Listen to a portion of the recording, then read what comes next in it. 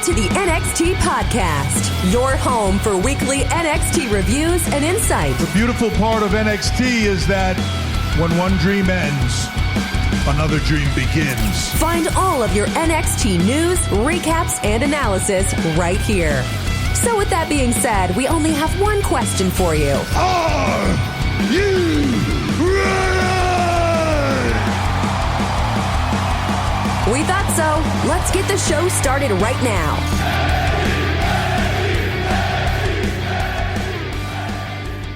What's going on, guys? It's time for another NXT review. This is from Christmas night. Now, I know it is now, what are we at on the East Coast here? 12/29. So we're on the 29th. We're 4 days past Christmas. I do apologize that it took this long.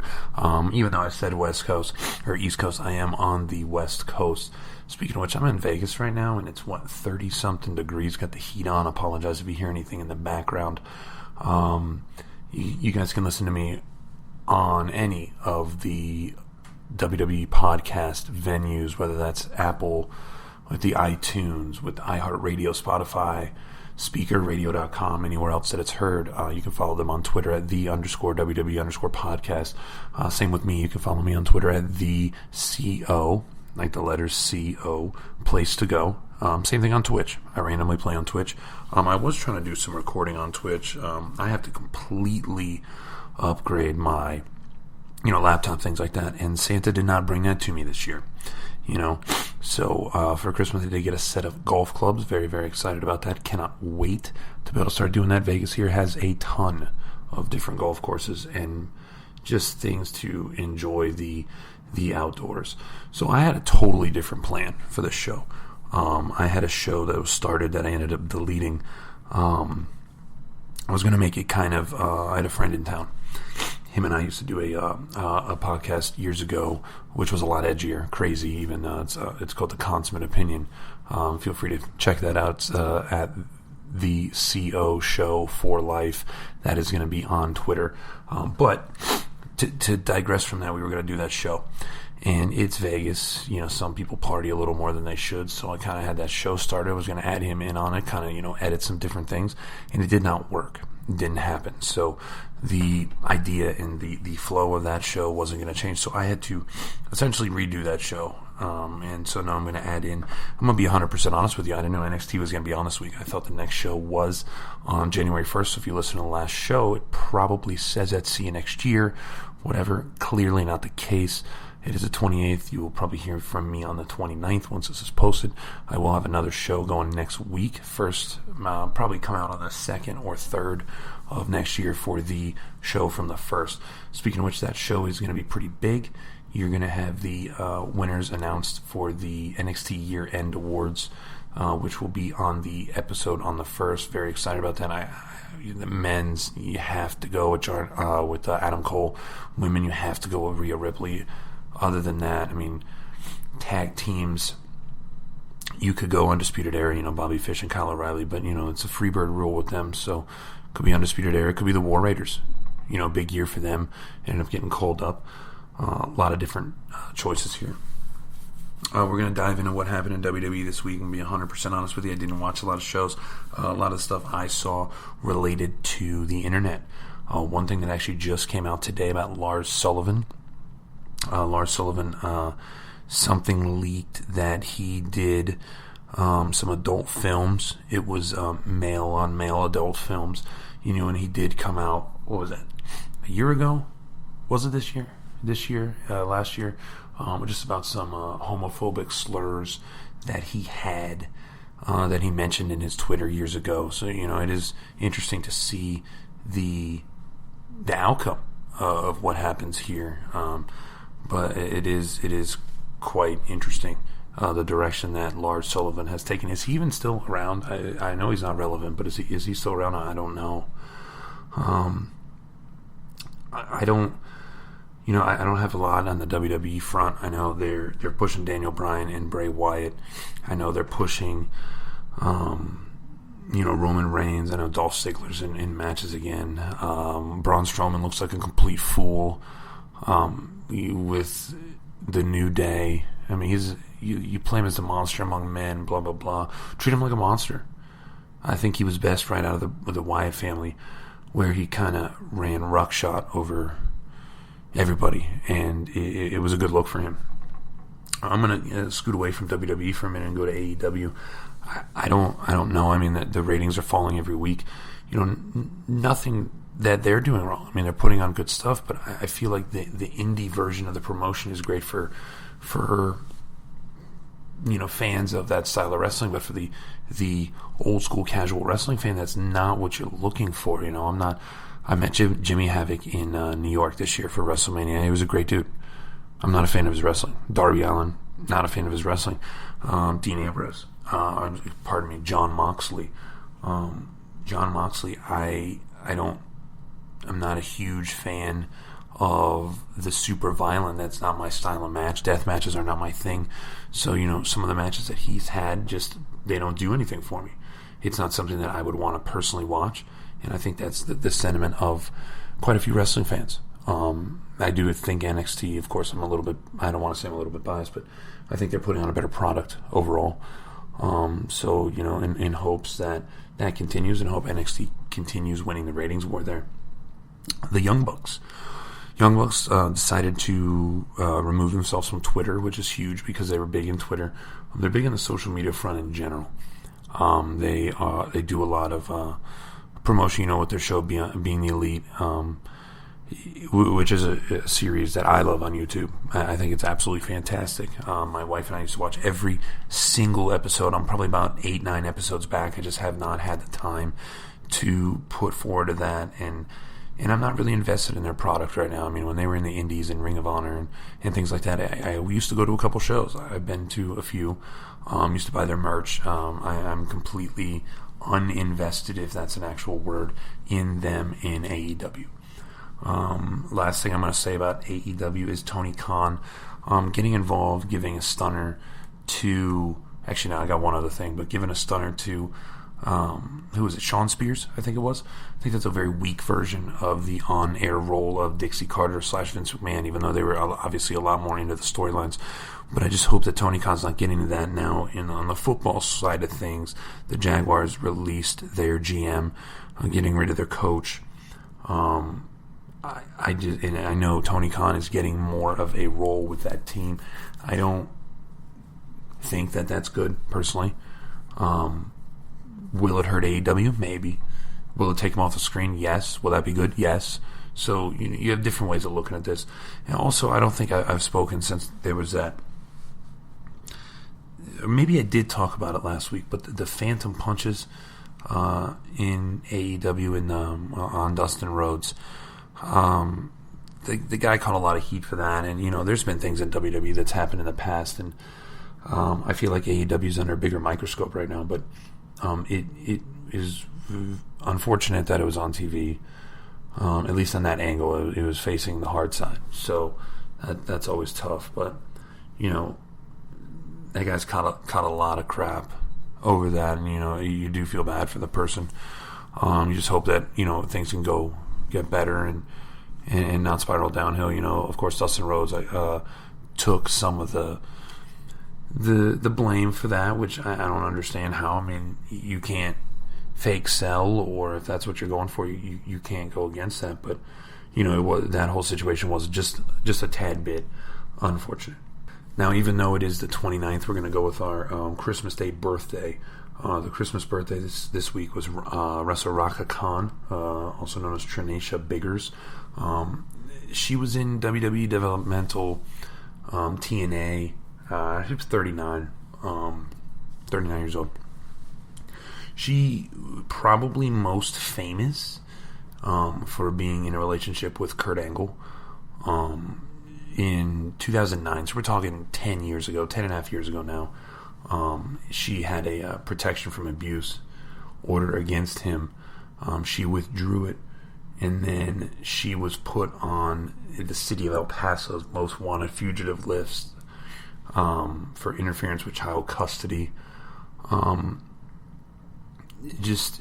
She's currently,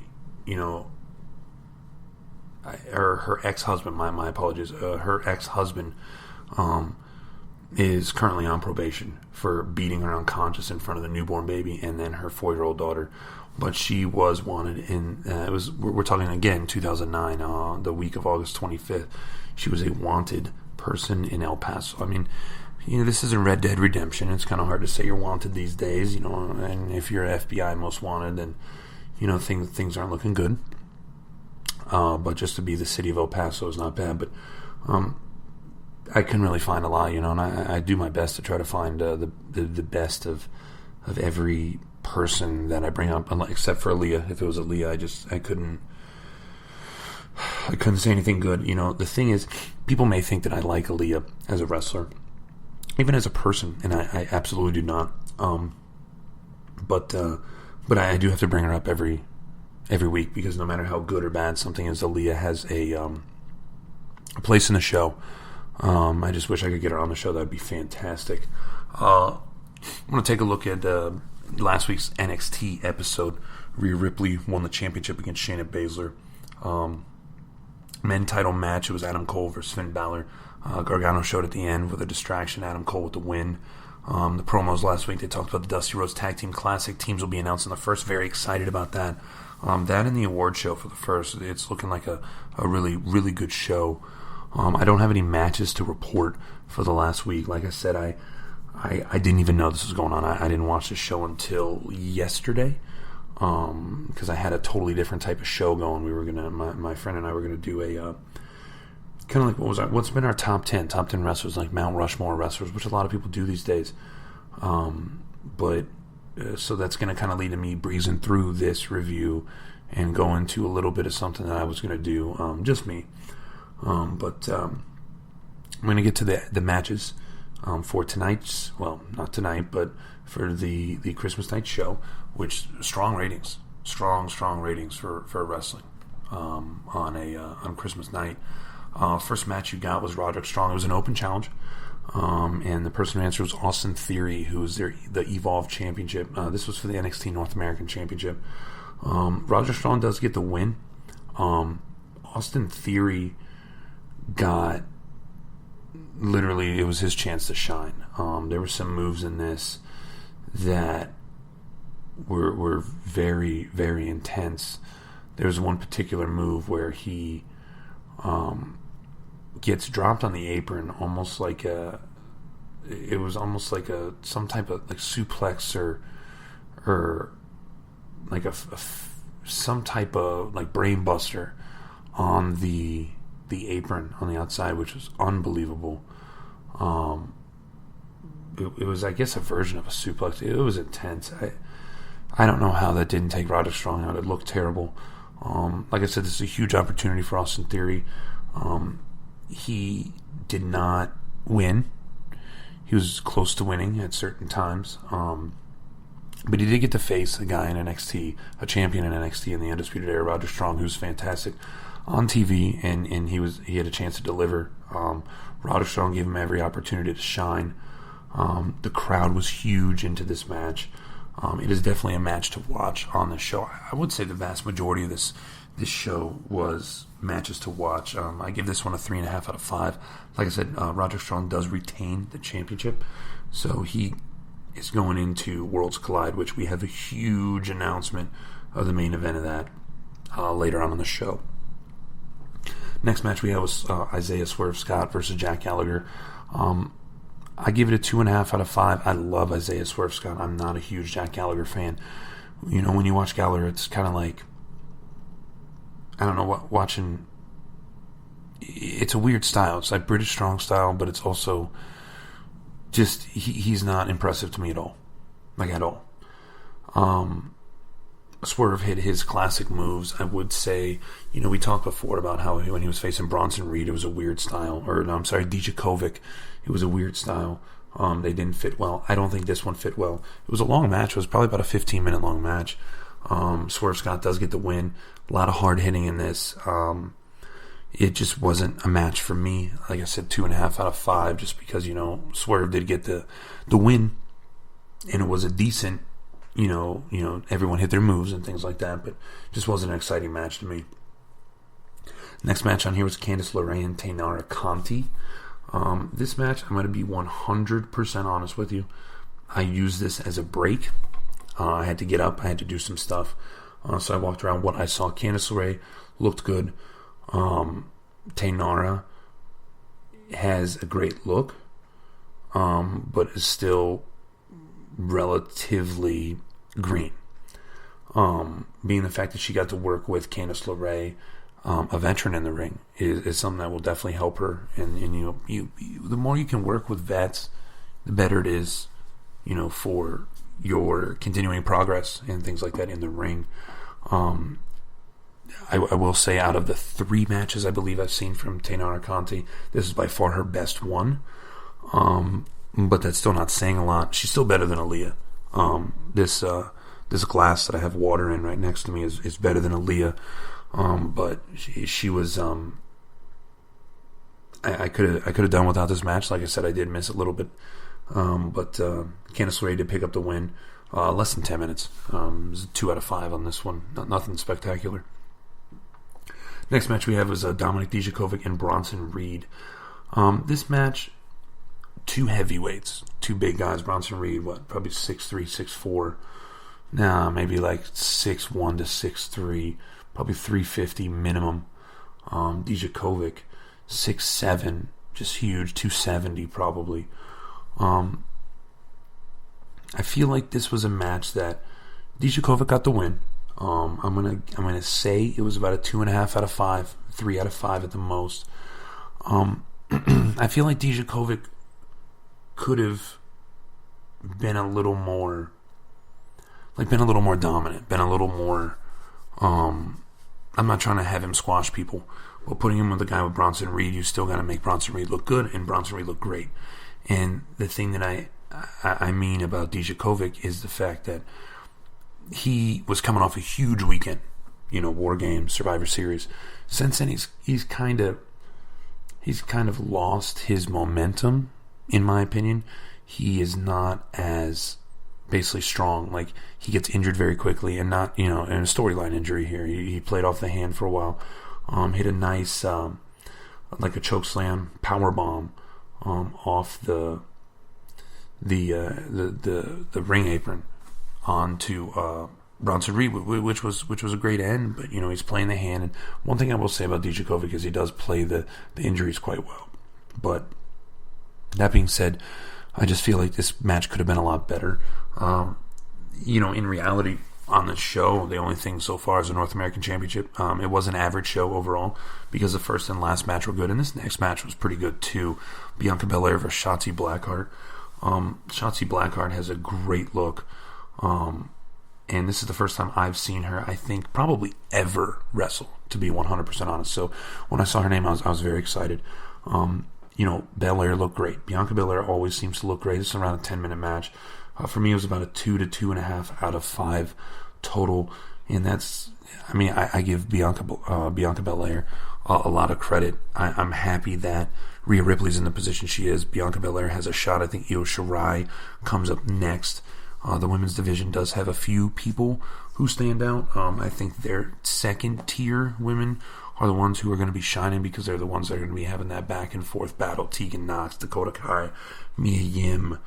You can throw in Io Shirai, Candice LeRae. You can throw in people like that, but I feel like Rhea Ripley, Bianca Belair, and Io Shirai I can't forget Shayna Baszler, but they all stand above and beyond everybody. But this was an okay match. Like I said, 2, maybe 2.5 out of 5 at the most. Interested to see a little more Shotzi Blackheart in the next few weeks.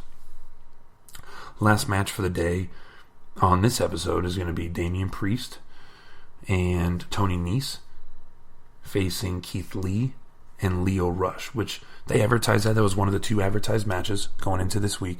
To me, it was an absolutely fantastic match. A little bit of comedy with Keith Lee, playing up little Santa's gimmicks, eating the cookies, throwing cookies, giving Lio Rush some cookies to give him some more like energy after getting beaten up. But this match was everything that it needed to be as a main event. I do feel the team of Damian Priest and Tony Nese was a very strange combination. Why they were together, I can't even begin to understand. Damian Priest, I think, is absolutely fantastic. I think he's a guy who has the ability to become one of the main guys on the roster. With maybe not a North American Championship, but maybe in the running for the NXT Championship. With guys like Matt Riddle, Pete Dunne. And of course, you got Ciampa, Balor, Cole as the champ. Gargano. You got a lot of guys up there, and there's not a lot of spots. But Damian Priest has the look. He's older. He's probably close to 40, I would think at this point, 35 to 40. But he's got the great look. Of course, there's Keith Lee, who's absolutely fantastic. Every week I say Keith Lee shines, stands out, showcases the talent that he has for being such a gigantic man that he is. He comes out wearing a Santa's hat, and of course Damian Priest steals it. But it's when Lee, you have who was it? Damian Priest standing in the corner, and Lio Rush gets chokeslam on the apron. Keith Lee did his classic rise. It happened 2 weeks ago where he randomly popped up on Finn Balor. That rise, of course, Keith Lee was wearing a Santa hat. That was fantastic, and he just destroys Priest. He caught Nice. He caught the Priest dive and apron power bombs him. He ground zero flattens Tony Nese, which is a version of a jackhammer. They call it a jackhammer. It's not the same. It's a little more of like a power slam, I would say, and not the full suplex version of it. And at this point, you have Keith Lee, who goes to the corner, tags in Lio Rush, who was he hits the final hour off the top of Keith Lee's shoulders, and Mauro Ranallo made a point to say that he gained energy from eating the Christmas cookies on the outside. This match was pretty good. It was about 15 minutes long. Keith Lee, of course, was the most dominant one. Nothing insane about it. I'd give it a 3 out of 5. Nothing super crazy, maybe 3.5, just because I love Keith Lee. It was in this event, the matches that stood out for me were this main event, Damian Priest, Tony Nese versus Keith Lee and Lio Rush. It was nice to see Shotzi Blackheart. It's worth taking a look just to see who and what she is. The North American Championship match was by far the best match, and that was the first match of the night. Austin Theory, if you don't know who he is, feel free to take a look at some of his matches, but he was, absolutely fantastic. Great opportunity, great TV time. I would love to see a guy like him in NXT facing for that North American Championship again. He fits the bill. I've been saying that I would love to have NXT have a second-tier championship, and they gave the North American Championship, but I feel like something like a TV title would be very, very good. A TV title where you can take it on different shows and, and battle it. One that wrestled every week. That would be a great one, like North American Championship. Maybe it doesn't have to be every week. Maybe every other week, once every 3 to 4 weeks. Same with the tag team belts, you don't have to have those on all the time. But if a TV championship was there, like that's something that every time there's a TV spot, which is weekly, that is a championship that should be defended. So yeah, those are the matches that stood out for me this week. Promo wise, we covered the Dusty Rhodes Classic, the tag team tournament that will be on the 1st, decided who the teams are in. Also, we saw a vignette for an Arturo Ruas.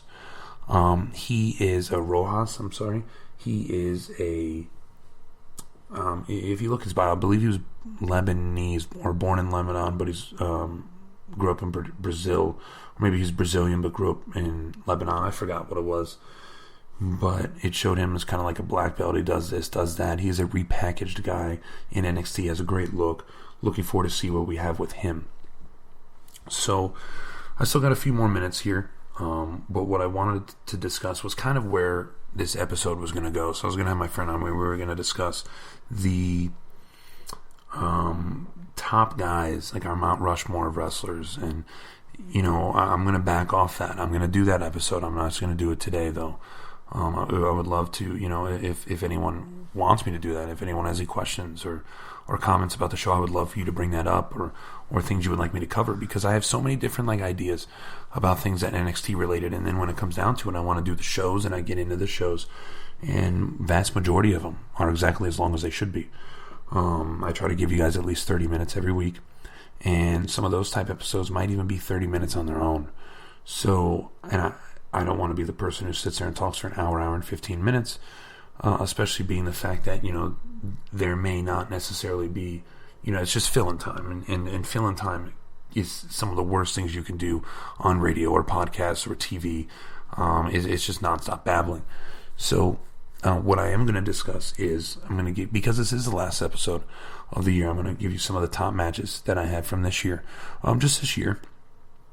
Nothing released last year or anything like that. We are going to be doing an episode at one point of the top NXT matches in my opinion, I don't want to say all time, but because NXT obviously isn't old, but since like 2015, since it really started to stand out as its own kind of separate entity, and not just that random show that they would play sometimes that used to be FCW. I don't even think of NXT as FCW anymore. It stands out on its own. But I want to give you the top matches, a few of them that were of this year, just to kind of give you an idea of where my head's at, what kind of wrestling I like. Tag team wrestling. I thought tag team wrestling towards the beginning of the year was fantastic. Undisputed Era versus War Raiders at NXT TakeOver Phoenix, I thought was great. When the War Raiders faced Aleister Black and Ricochet at TakeOver New York, so that was right before WrestleMania. That was absolutely fantastic. And then even the War Games. You look at the War Game stuff, Team Ripley versus Baszler. That was kind of Rhea Ripley's coming out. It was also a huge heel turn with Dakota Kai. And the Undisputed Era versus Team Ciampa in the men's takeover. That was fantastic. Even in the women's side, I'm going to throw one match out there that really stands out singularly with me, and that was Io Shirai versus Candice LeRae at TakeOver Toronto. That was an absolutely great match. I'm hugely high on Io Shirai. I think she's fantastic. I love the fact that Rhea Ripley's a champion, but Io Shirai is a very interesting character and someone in the women's division that I'm high on. Candice LeRae, she's a veteran presence. I'm not huge on her, but I do think she's fantastic. Walter versus Tyler Bate at NXT UK TakeOver. That was good. I don't watch a lot of NXT UK. Obviously, I will be watching Worlds Collide, but I thought that match was fantastic. And to me, what I think the best match of actually, Walter and Pete Dunne was pretty good now that I think about it. So separately matches with Tyler Bate and Pete Dunne. But the match that I think stands out for the entire year for NXT was Johnny Gargano and Adam Cole in a 2 out of 3 falls match at TakeOver New York. TakeOver New York had some extremely good matches. There are 3, I would say, pretty stellar matches out of, I think they might have had 5. Usually it's 4, but I'm pretty sure it was 5. Gargano versus Adam Cole, a 2 out of 3 falls match, to me was the best match of this year. I'm not going to dive into, was it the best in the last couple years, because there's been so many great matches. One of my favorites was Nakamura and Sami Zayn. That was absolutely phenomenal. Andrade and Gargano, all those. But this match, to me, set the tone for the year. Obviously, it shows Johnny wrestling, Mr. NXT. But to me, it really made Adam Cole, I don't want to say it was his coming out, but it was a match that, to me, said Adam Cole is a superstar, is a, bona fide guy, and a guy that I don't want to see go up to the main roster. He's a guy that I think fits better in the NXT mold. Now, earlier in the show, I said that there was going to be an announcement for a main event for Worlds Collide, and we did get one this week. I believe it was on the show on Wednesday. I saw it before that because, like I said, I caught this episode late.